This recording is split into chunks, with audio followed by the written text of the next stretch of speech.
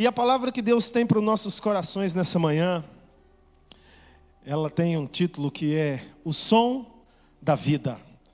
Repita comigo, o som da vida. Queridos, não é o que a gente fala que impressiona a Deus. O que a gente fala agrada a Deus quando procede de um coração verdadeiro. Mas a gente pode falar uma coisa e sentir outra, não é verdade? Não é verdade? E Deus se impressiona pelo que está dentro de nós. E às vezes nós não temos nem palavras, mas dentro de nós tem uma fé verdadeira. Dentro de nós tem um coração apegado ao coração de Deus. Então, entendendo isso, nós entendemos que Deus ele não está procurando aparência, Ele está procurando essência.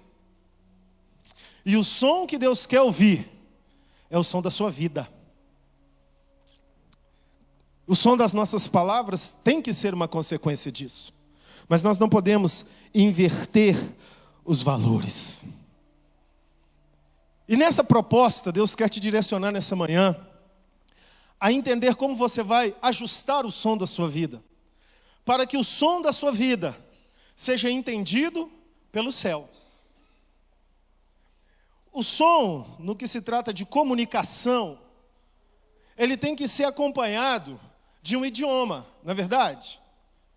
Se eu falo no idioma que você compreende, você vai ouvir o som da minha voz e você vai entender as palavras que eu estou dizendo. Amém? Mas se eu falar em um idioma que você não entende, você vai ouvir o som da minha voz e vosotros não vão compreender o sonido de minhas palavras. Certo?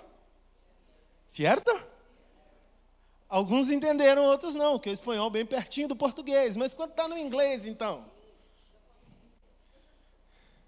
Aí eu não vou saber falar, né?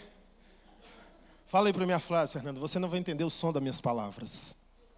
Espera aí, no microfone. Cadê a Luara? É você mesmo. You don't understand the songs of my words. Sei. Sound my words. E ela falou bem. Seu inglês está bom, irmã. God bless you. Então, quando o idioma não está ajustado, a palavra não vai ser entendida. E eu imagino a sala do trono de Deus com muito barulho e poucas palavras compreendidas. O barulho do desespero, o barulho do grito, o barulho do pedido, mas o céu só entende um idioma, entenda a comparação, é o idioma da vida. Não importa o idioma da língua, mas quando a vida está ajustada com o propósito do céu, Deus vai ouvir a sua oração, ainda que ela não tenha palavras. Quem está entendendo isso diz glória a Deus. Quando você pede alguma coisa a Deus em oração, Deus tem 3 respostas para te dar. Sim, não, espera mais um pouco. Nós queremos sempre ouvir o sim de Deus. Nós não queremos ouvir o não de Deus. E o espera mais um pouco nos mata de ansiedade. Mas quando nós ajustamos a nossa vida com o idioma do céu, o sim de Deus não vai ser um objetivo ansioso. O não de Deus vai ser a manifestação do amor e da misericórdia dEle. E o espera mais um pouco vai nos deixar sob controle do Mestre. Porque a nossa vida vai estar associada com a vontade de Deus. Amém? No livro de Isaías, capítulo 65, no versículo 24, tem um texto muito interessante, que nos deixa assim, como é que isso funciona? E o texto diz: e isso acontecerá, e será que antes que ele clamem, eu responderei, estando eles ainda falando, eu os ouvirei. Posso ouvir um glória a Deus mais forte? A proposta de Deus é que antes que nós pensamos, que nós oremos, Ele já nos tem ouvido. Estando nós ainda falando, Ele já tem nos respondido. Essa é a proposta de Deus. Mas por que nem sempre é assim? Porque poucas vezes a nossa vida está ajustada com 100% de aproveitamento com a vontade de Deus. Eu vou te fazer uma pergunta. Esse copo tem água potável, amém ou não amém? Eu posso beber, amém? Você beberia água potável desse copo, amém? O purificador de água ali da igreja é bom, funciona. As velas estão na data de validade. Você beberia? Amém? Mas e se aqui tivesse um rótulo dizendo assim, 99,99% de água potável, 0,001% de água do esgoto de Vitória? Você beberia? Gente, mas é 0,01. Você beberia?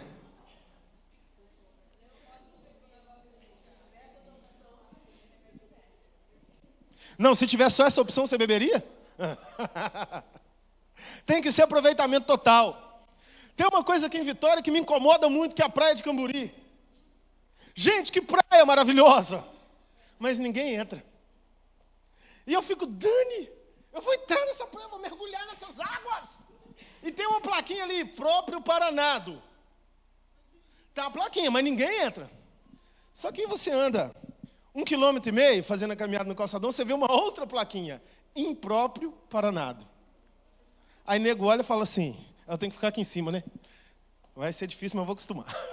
Aí nego fala assim, por causa da gravação, se aqui está próprio, como é que ali está impróprio? Eu não vou me arriscar. Deus raciocina do mesmo jeito. Deus ama todos os seres humanos que estão na face da terra. Amém? Mas Deus tem um compromisso com aqueles seres humanos que cumprem a sua vontade. E os seres humanos que cumprem a vontade de Deus vão ter no sim de Deus uma resposta satisfatória. Vão ter no não de Deus uma resposta satisfatória. E vão ter no espera de Deus uma resposta satisfatória.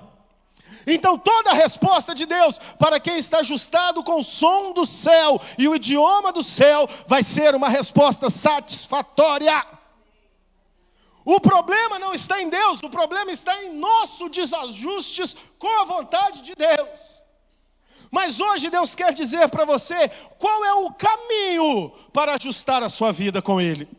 E a partir do momento que você sabe o caminho para chegar em um lugar, você não vai errar mais aquele roteiro, porque você descobriu o caminho. E eu espero que a partir de hoje, você descubra o caminho na sua vida, para ajustar a sua vida com o som do céu e o idioma do céu. E eu te garanto que muito daquilo que tem te feito sofrer, melhor dizendo, tudo aquilo que tem te feito sofrer, vai desaparecer da sua vida. Porque quando as coisas estiverem boas ou ruins, você vai estar dando glória a Deus. Então, se você acredita nessa palavra, aplaude e glorifica o Senhor Jesus. Aleluia. Evangelho de João, capítulo 14, versículo 24. Nos dá uma diretriz muito clara da vontade, do propósito e da verdade de Deus para a nossa vida. Versículo 21, vamos ler a partir do 21. Obrigado, Tauan. Está aqui na tela, vocês podem acompanhar. Aquele que tem os meus mandamentos e os guarda, esse é o que me ama. E aquele que me ama será amado de meu Pai. E eu o amarei e me manifestarei a ele. Vamos ler só o 21 mesmo. Aquele que tem os meus mandamentos esse é o que me... E aquele que me ama será amado de meu... E eu também o amarei e me manifestarei a ele. Jesus é muito claro, gente. Quem ama Jesus não é quem fala que ama Jesus, não. Quem ama Jesus é quem obedece os mandamentos de Jesus. Olhando por essa ótica, não precisa nem falar, basta viver. Mas o que eu quero abordar com isso? Viver o que Deus tem para você é uma decisão sua. Você pode passar a sua vida inteira ouvindo as promessas de Deus, achando lindo e maravilhoso, sem nunca tocá-las. Você tem que decidir cumprir os mandamentos de Jesus.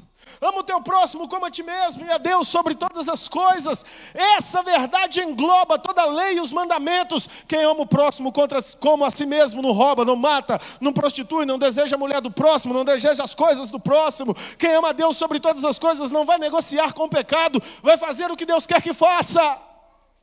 Então Jesus disse muito claro: aquele que tem os meus mandamentos e os guarda, esse é o que me ama. E você vai amar ao Senhor com a sua vida, queridos, não com as suas palavras. Não adianta ficar falando, eu te amo, Jesus, e chorando, se na hora de manifestar o amor, obedecendo o mandamento de Jesus, faz o que você quer, não o que Jesus manda. Aí Jesus olha e fala: não, com palavras eu não quero que você me ame, eu quero que você me ame com vida. O pecado na vida do ser humano é acessório de fábrica. Está na vida de todo ser humano. Não existe ninguém mais santo do que o outro naturalmente. Todos nós somos pecadores. A gente só vence o pecado quando a gente decide fazer o que Jesus quer que nós façamos. Aí não é mais o que a gente quer, é o que Ele manda. E pensando dessa forma, todas as cadeias são possíveis de serem superadas. Não é o que eu quero. É viciado em droga? Não quero droga, eu quero Jesus. Está na prostituição? Não quero prostituição, eu quero Jesus. Está no adultério? Não quero adultério, eu quero Jesus. Está na mentira? Não quero mentira, eu quero Jesus. Está em qualquer coisa que desagrada a Deus? Eu não quero isso, eu quero Deus. E aí, o que Jesus falou faz sentido. E eu me manifestarei a Ele. Jesus começa a viver em você. Essa é a parte difícil, mas a parte boa é que quando Jesus está presente, se tem um morto, ele pode ressuscitar. Se tem uma enfermidade, ela pode ser curada. Se tem um conflito, ele pode ser resolvido, porque chegou naquele lugar um portador de nada mais, nada menos que Jesus de Nazaré. Você pode aplaudir o Senhor por isso? Oh, Jesus vive em mim. Oh, Jesus vive em nós. Faz em nós, através de nós, por nós e apesar de nós, tudo aquilo que precisamos, pedimos ou pensamos. Ajuste, ajuste, ajuste. Existe um estilo de vida pré-estabelecido na palavra de Deus para nós. Salmo 89, 14 nos fala qual é esse estilo de vida. Repita comigo: existe um estilo de vida pré-estabelecido na palavra de Deus para mim. Justiça e juízo são as bases do seu trono. Misericórdia e verdade irão adiante da sua face. Justiça e juízo, misericórdia e verdade. As bases do trono de Deus. As bases do trono de Deus precisam ser as bases da sua vida, Karina. Da sua vida. Da sua vida. Essa tem que ser a base em que está embasada a sua vida. Quando a nossa vida está embasada na justiça, nós jamais cometeremos injustiça. Quando nós tivermos a oportunidade de nos beneficiarmos em detrimento da maldição ou da tristeza do outro, nós não vamos querer nos beneficiar. É por isso que crente não joga na loteria, não joga no bicho, não faz jogo de azar. Sabe por quê? Para que um ganhe milhões, milhões tiveram que perder tudo. Quantos casos você já ouviu de famílias destruídas, porque o pai está ali jogando no bicho, está ali jogando na loteria, está gastando seu dinheiro com o jogo, está viciado no carteado, no dominó, na sinuca valendo. Quantos estão fazendo ali no jogo de azar? Nem todos esses que eu citei são de azar, mas quando coloca o dinheiro envolvido, ele se torna de azar. Você entende isso? E aí, quando a gente vê a notícia, fulano ganhou 2 bilhões de reais na loteria, dentro do nosso coração não vem aquele sentimento, podia ser eu. Mas quando você raciocina, quantos milhões perderam tudo para que aquele ganhasse? Você vai ver que faltou justiça nisso. É ou não é? Justiça. Juízo. Quando juízo é base da sua vida, você é ajuizado. Você não faz as coisas descabeceadamente. Você não faz dívidas irresponsavelmente. Você não tem relacionamentos irresponsáveis. E nesse pacote aqui entra a prostituição, que é o sexo fora do casamento. Sexo nunca foi pecado, mas o momento de fazê-lo é que define pecado. Por quê? Para fazê-lo tem que ter responsabilidade. Então quer ter responsabilidade como mulher? Coloca a argola no dedo, vai no cartório, assina a certidão facinho, rapidinho. Agora essa mulher é sua, só sua, totalmente sua, até que a morte o separe. Amém? Não pode devolver. Amém? Agora esse homem é seu, só seu, totalmente seu, tudinho, do fio de cabelo à planta dos pés, até que a morte o separe. Amém? Aí faz tudo. Mas o mundo pós-moderno, principalmente, é desajuizado. Quer fazer com qualquer um, a qualquer hora, sem responsabilidade nenhuma. Aí é muito fácil. Gente, se entrarmos em um restaurante e comermos e não pagarmos a conta, seremos tratados como ladrão, não é verdade? É ou não é verdade? Acompanha comigo. Entrei, comi e não paguei a conta, não é verdade? Teve relacionamento sexual com quem não é sua esposa, seu esposo. É a mesma coisa de comer e não pagar a conta. Usou e joga fora.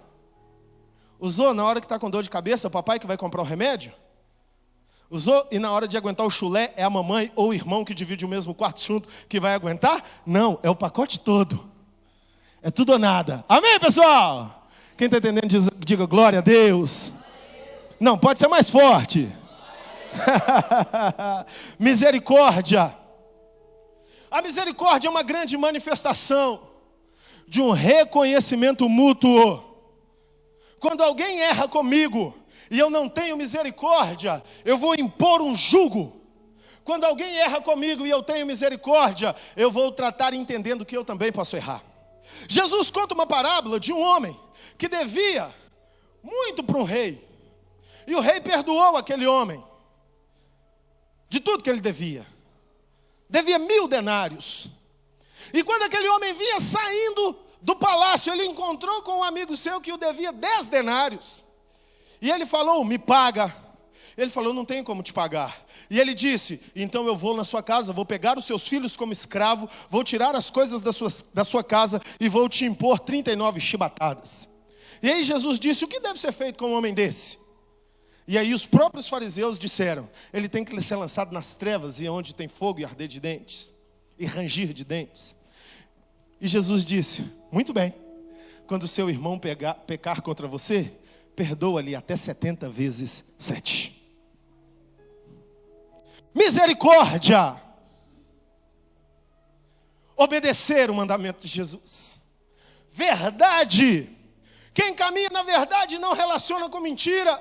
A Bíblia diz em João 8:44, vós tendes como pai o diabo, e querei-vos agradar ao seu pai, porque o diabo é pai da mentira. Tudo que é mentira é departamento do diabo. E Satanás quer desenvolver sobre seres humanos paternidade espiritual todo o tempo. Porque quem é pai determina o caminho do filho, é ou não é? E quem anda na mentira se submete à autoridade satânica.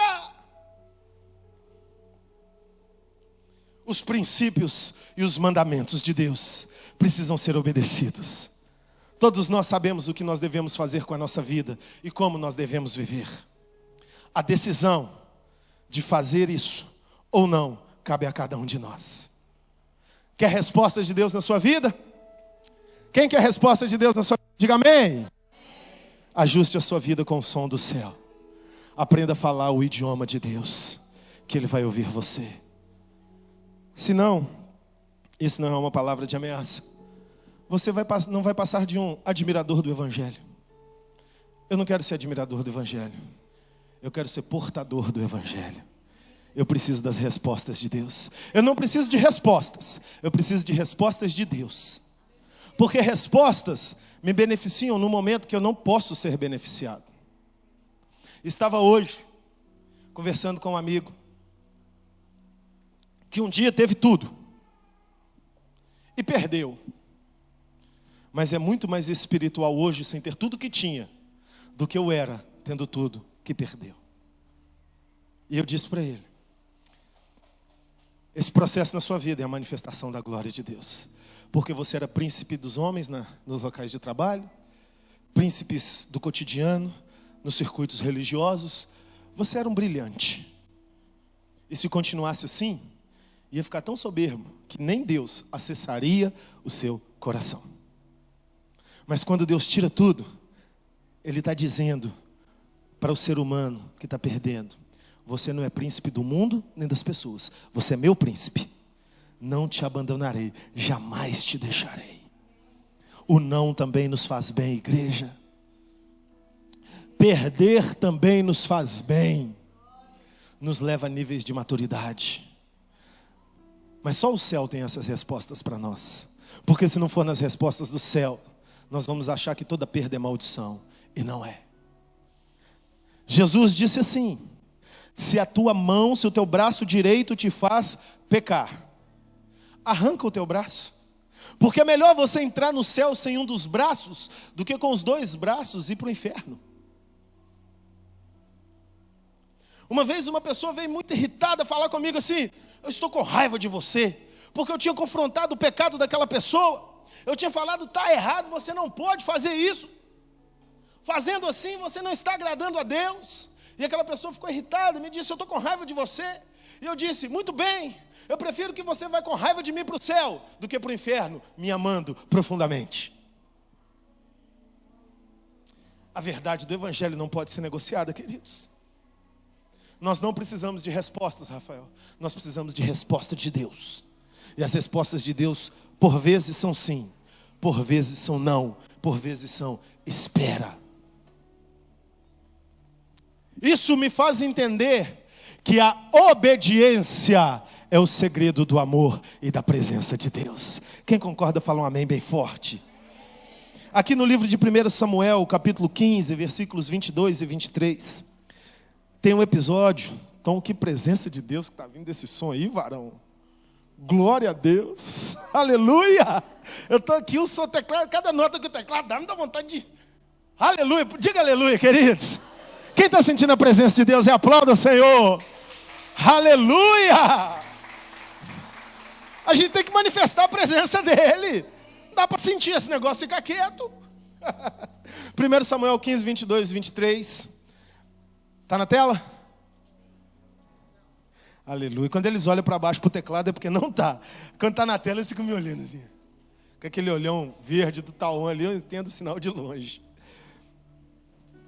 1 Samuel 15, 22 e 23.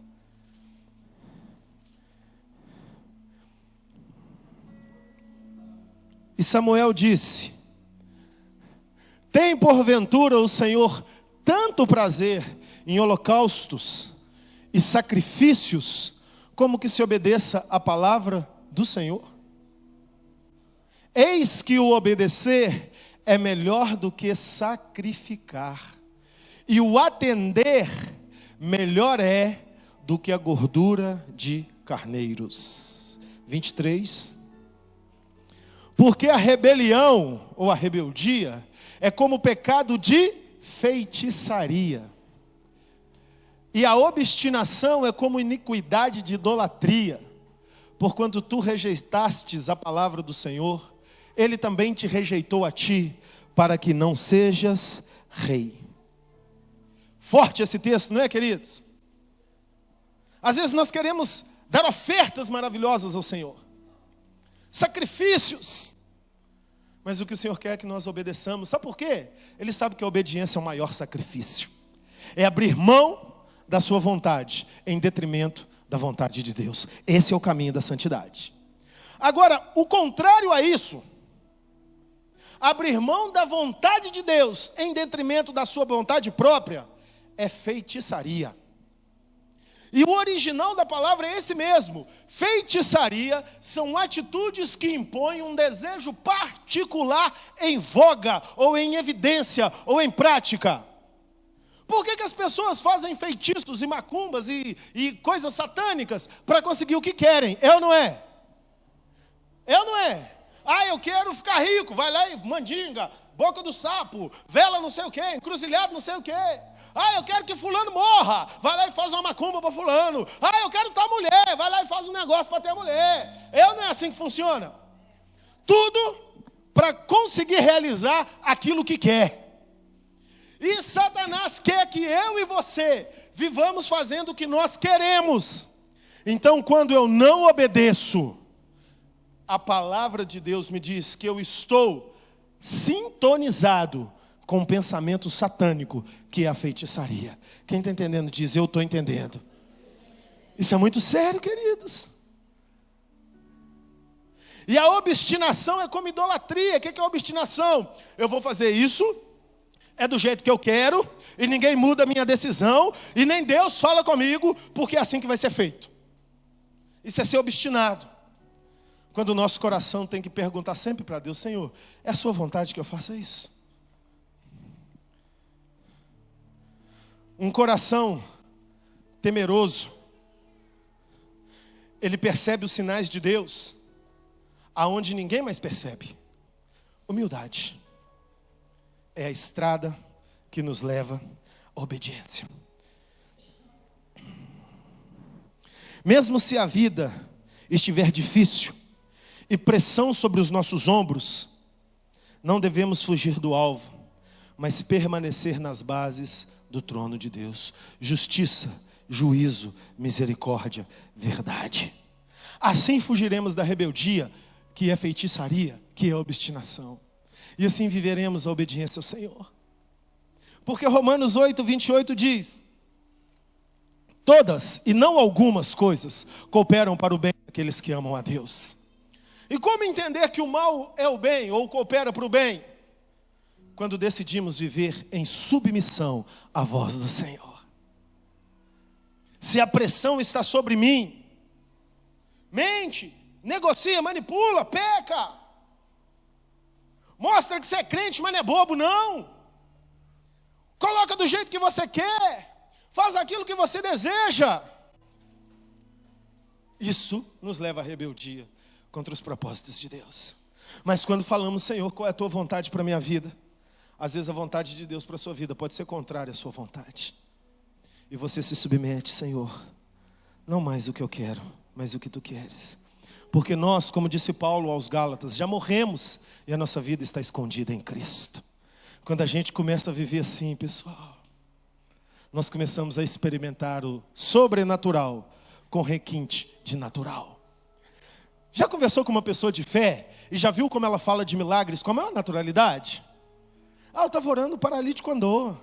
Ah, aquele dia lá o cara estava morto, ressuscitou. Como? Porque é natural. Porque não é mais o que eu quero. O centro não somos nós, o centro é Jesus em nós. A esperança da glória de Deus. Quando a gente vive assim, o nosso relacionamento familiar muda, o nosso relacionamento na empresa muda, o nosso relacionamento na igreja muda, o nosso relacionamento acadêmico muda, porque nós começamos a focar Jesus. Eu tenho grandes amigos hoje, que poderiam ser pessoas que seríamos inimigas, mas porque eu agi com misericórdia quando erraram comigo, porque eu compreendi, porque eu fui além. Não estou falando isso para colocar um super juízo de valor na pessoa do pastor, mas a gente precisa viver aquilo que a gente prega, não é verdade? Amém? E as minhas maiores testemunhas estão dentro da minha casa, e está aqui minha esposa, minha filha, que sabem que a minha postura é essa. Não é porque eu sou bonzinho, não. É porque eu descobri inteligência espiritual, mais obedecer essa palavra do que fazer as coisas do jeito que eu quero. Quem entende isso, aplauda o Senhor. Aleluia. E o texto de 1 Samuel 15, 22 e 23 que nós lemos estava sendo direcionado a um homem chamado Saul. Que Samuel, o profeta de Deus, tinha dado para ele uma palavra de Deus: vai e destrói os amalequitas. E acaba totalmente. E ele foi para essa guerra. Mas quando ele chegou lá, o povo começou a falar para ele: não destrói a melhor das ovelhas, não destrói o melhor do gado, não mata o rei, prende, leva preso, leva o melhor do gado. E esse homem Saul desobedeceu a Deus para ceder à pressão humana e para valorizar o seu ego. Porque ter um rei preso e ter o melhor do gado, das ovelhas do inimigo, era alcançar um marketing pessoal muito mais pertinente do que destruir tudo. Era se fazer um rei de reis. Quanto está entendendo? Fala amém. E aí Saul, ele quis se valorizar, supervalorizar, ser rei de reis, e ele quis ceder à pressão do povo. E quando ele está voltando da batalha, é que Samuel fala com ele: por que você não fez o que Deus mandou? E aí ele dá desculpa, o povo falou. E Samuel rasga a capa dele e diz: hoje o reino foi rasgado de você. E aí diz o texto que nós lemos: melhor é obedecer do que sacrificar, porque a rebelião é como pecado de feitiçaria. Ele fez o que ele queria, não o que Deus mandou. Vocês conseguem entender a diferença? E vamos ver como acaba a vida de Saul. Um abismo chama outro abismo, gente. E quando você começa a viver demais dentro daquilo que você quer, você começa a viver de menos dentro daquilo que Deus quer. E quando você vive de menos dentro daquilo que Deus quer, você corre o sério risco de querer usar a Deus para fazer do seu umbigo um Deus. Deus, faz isso que eu estou te pedindo. Quantas pessoas eu já ouvi chateadas com Deus, porque Deus não fez o que Ele queria. Mas peraí, Deus tem que fazer o que eu quero? Ou eu tenho que viver dentro do propósito de Deus e discernir o tempo, o propósito de Deus para a minha vida? Amém? Tem pessoas que morrem, e muitas pessoas estão orando para que viva, mas quem determina a vida e a morte é Deus. Tem momentos que a gente perde, e a gente orou muito para que não perdesse. A pastora Dani estava pregando sobre Daniel quarta-feira, falando sobre ser livre na cova. Amém? Quem estava aqui nessa mensagem? Quem entendeu? Glória a Deus. E eu pensando, enquanto ela falava sobre Daniel, gente, Deus livrou Daniel na cova dos leões, não livrou? Mas quantos nãos Deus disse para Daniel até a cova?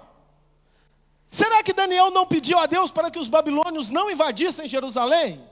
Claro que pediu. No entanto, os babilônios invadiram Jerusalém. Será que Daniel não pedia a Deus para que ele não fosse arrancado da companhia de seu pai, da sua mãe, dos seus irmãos? No entanto, Daniel foi arrancado da sua família. Será que Daniel não pediu a Deus para que ele não fosse viver dentro do palácio de um rei promíscuo, macumbeiro, feiticeiro, satanista? Vocês acham que era fácil viver no palácio da Babilônia? Era sacrifício satânico toda hora, era prostituição cultural toda hora, era pecado em cima de pecado. Você acha que Daniel não pediu a Deus: Deus, não quero viver lá? No entanto, Deus disse: não, é lá que você vai viver. Vocês conseguem entender isso, gente? Amém ou não amém? Mas no propósito de Deus, Daniel viveu até ser julgado na cova. E dentro da cova, ele deixou um testemunho que nós estamos compartilhando hoje, mais ou menos 4.000 anos depois. Será que você está disposto a entregar sua vida para que Deus faça em você, através de você, apesar de você e por você, a vontade suprema dEle?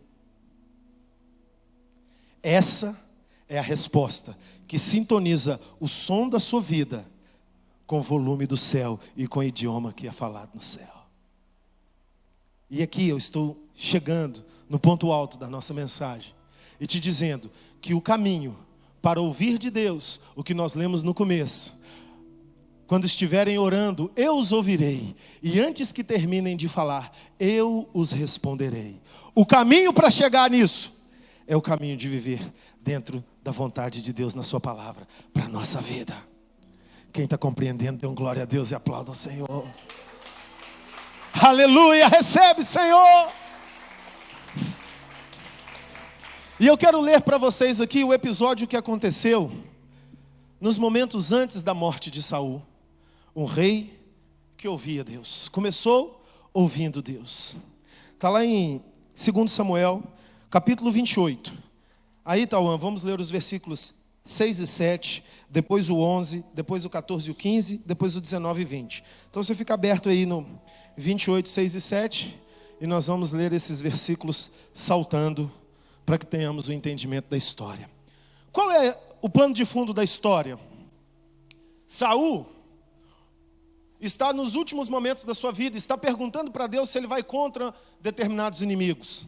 Ele já tinha recebido essa palavra de Samuel, que o reino seria cortado dele.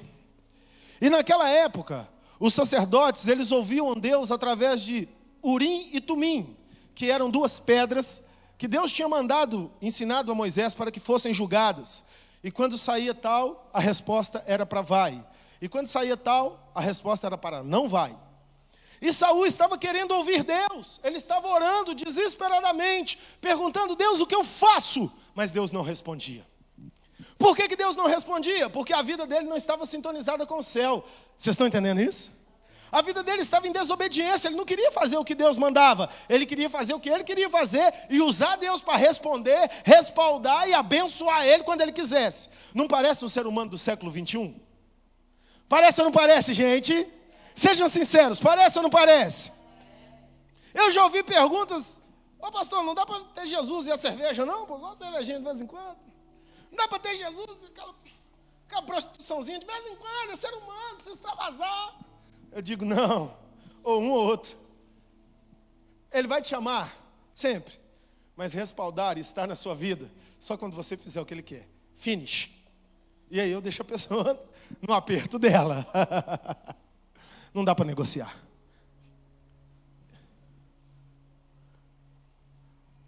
E 1 Samuel 28, capítulos... Perdão, falei segundo? Era para ver se você estava prestando atenção. Aí do segundo vai primeiro. Então nós não podemos negociar. Nós precisamos sintonizar. Há uma diferença entre negociação e sintonização. E se você sintonizar a sua vida, eu te dou as boas-vindas. A melhor vida do planeta Terra. A vida segundo a vontade de Deus. Amém? Então esse era o pano de fundo. E aí, Saul perguntou ao Senhor. Porém o Senhor não lhe respondeu, nem por sonhos, nem por Urim, nem por profetas. Silêncio total. Versículo 7. Então disse Saul aos seus criados, presta atenção nisso: buscai-me uma mulher que tenha o espírito de... Lê essa palavra aqui: espírito de feiticeira. Lembram o que Samuel disse para ele lá? A rebelião é como pecado de feitiçaria? E ele estava achando que ele só fez para agradar. Ele já estava sendo um feiticeiro. Mas aí, quando Deus não responde, ele falou assim: ah é? Deus não vai me dar não? O capeta vai. Vocês estão entendendo isso aqui, gente? Só para realizar o que ele queria. Então me busca uma feiticeira para que vá a ela e consulte por ela. E os seus criados lhe disseram: eis que em Endor há uma mulher que tem o espírito de adivinhar. Vai lá para o versículo 11 agora. Então eles foram para a cidade de Endor. E aí chegaram e procuraram a mulher feiticeira. E olha o que a mulher respondeu. A mulher então disse: a quem farei subir? E disse ele: faze-me subir a Samuel. Mas nos versículos anteriores aqui, quando eles chegam procurando uma feiticeira, Saul chega disfarçado. E a mulher diz: mas vocês não sabem que Saul proibiu a feitiçaria em Israel? Como vocês vêm me pedir para fazer uma feitiçaria? E o próprio Saul, que tinha mandado os feiticeiros ir embora, agora estava querendo uma feitiçaria. Porque o fundamento de tudo era a sua rebelião. E aí ele tira seu disfarce e fala: eu sou Saul. Pode fazer a macumba que eu quero. Pode fazer o feitiço, que mal nenhum vai lhe acontecer. E ela fala: a quem então eu farei subir? Aí ele disse: faze-me subir a Samuel. Versículo 12. Vendo, pois, a mulher a Samuel, gritou com alta voz e falou a Saul, dizendo: por que tu tens me enganado? Tu mesmo és Saul. 13. Dedo ligeiro aí, varão. E o rei lhe disse: não temas, que é o que vês. Então a mulher disse a Saul: vejo deuses que sobem da terra. E lhe disse: como é a sua figura? E disse ela: vem subindo um homem ancião, e está envolto numa capa. E entendendo Saul que era Samuel, inclinou-se com o rosto em terra e se prostrou.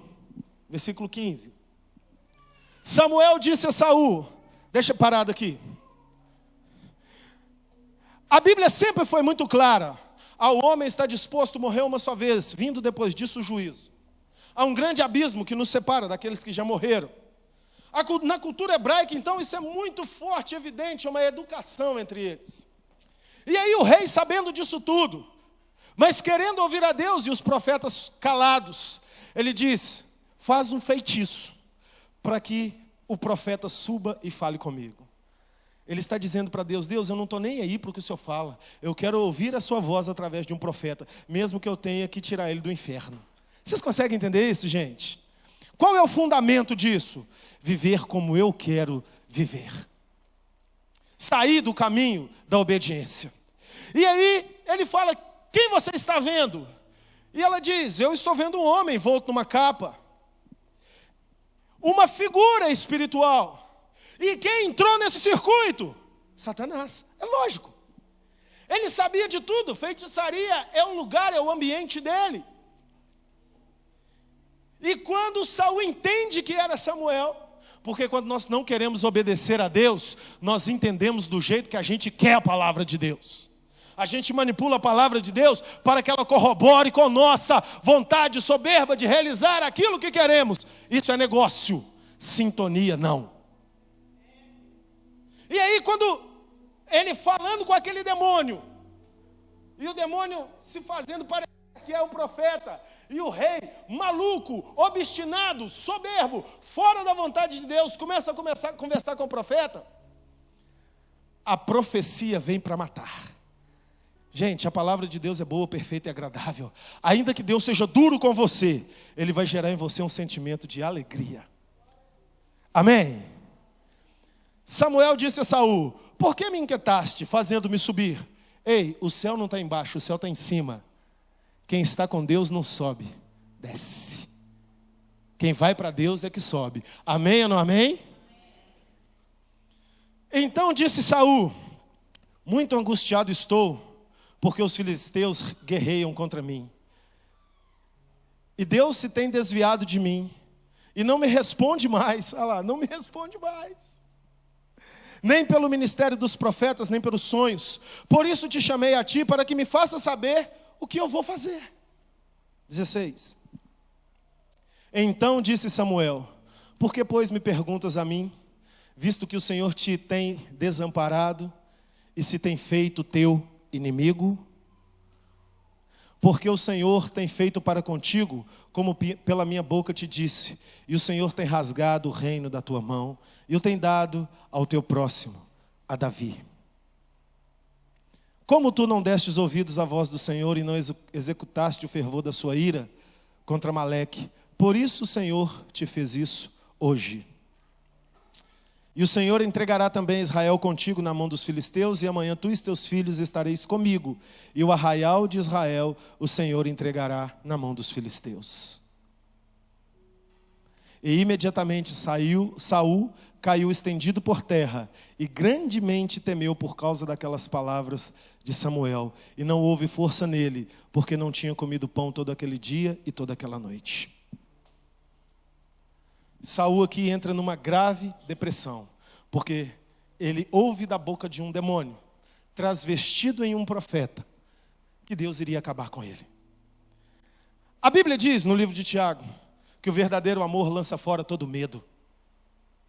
A palavra de Deus nunca vai gerar medo em você, mas sempre vai gerar coragem. Sempre que você estiver obedecendo a Deus por medo, você estará na motivação errada. Você tem que obedecer a Deus por decisão de amar. E Satanás manipulou o psicológico de Samuel direitinho. E ele caiu em depressão, não quis comer. E a sequência do texto diz que depois aquela feiticeira forçou ele, os soldados forçaram ele, ele comeu. E ele foi para a batalha no Monte Gilboa. E no alto do Monte Gilboa, ele estava cercado por alguns inimigos. E o exército dele estava lá embaixo, ele tinha 2 rotas de fuga.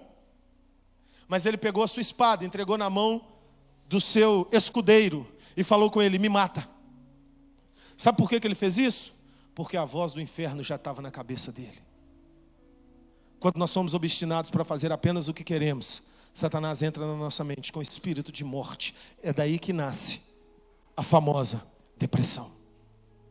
Que é algo gerado pela nossa mente, mas impulsionado pela falta de esperança de que o amanhã pode ser melhor. E aí o escudeiro fala: eu não vou te matar, rei. Ele então finca a espada no chão e se suicida. Ele pula em cima da sua própria espada e morre.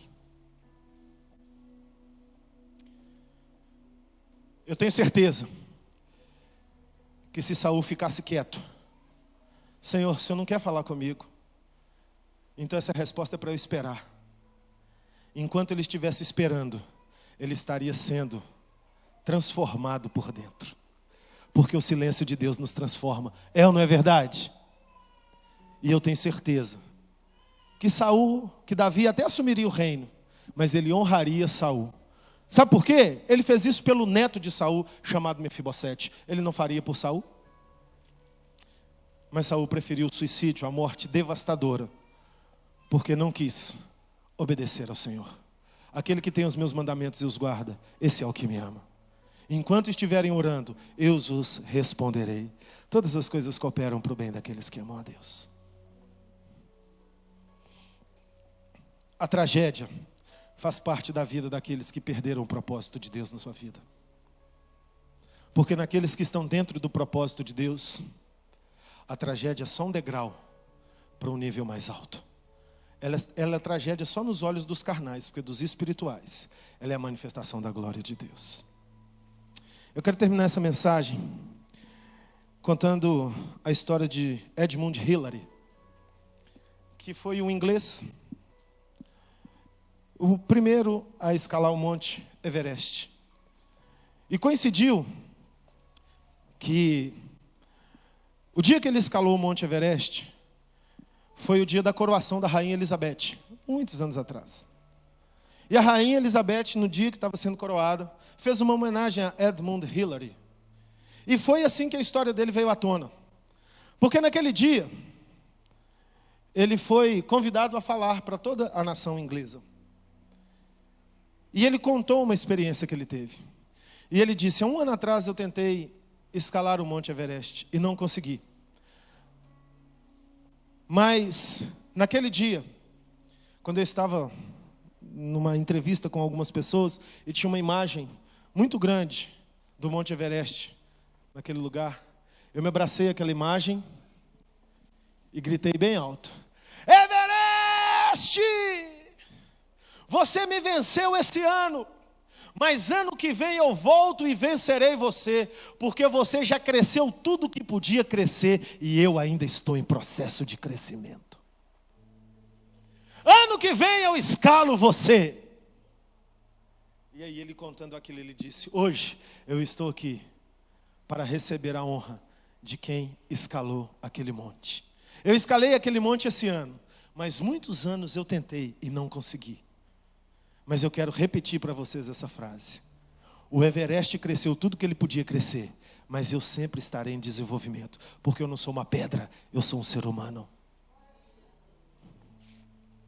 Se Deus te dá não, fica tranquilo.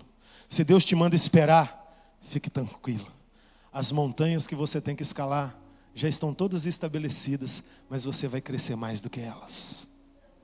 Aplauda o Senhor se você recebe essa palavra.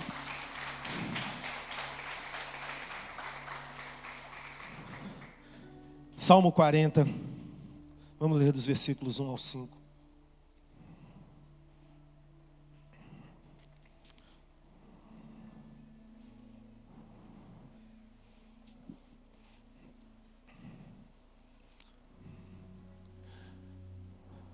Esperei com paciência no Senhor, e Ele se inclinou para mim e ouviu o meu clamor.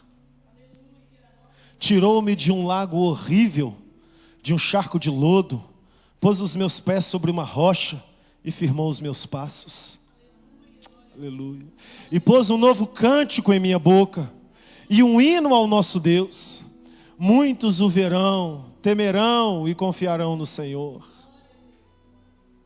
Bem-aventurado o homem que põe no Senhor a sua confiança e que não respeita os soberbos, e posso dizer aqui os rebeldes, nem os que se desviam para a mentira. Muitas são, Senhor meu Deus, as maravilhas que tens operado para conosco, e os teus pensamentos não se podem contar diante de ti. Se eu os quiser anunciar e deles falar, são mais do que se podem contar. Se coloque de pé.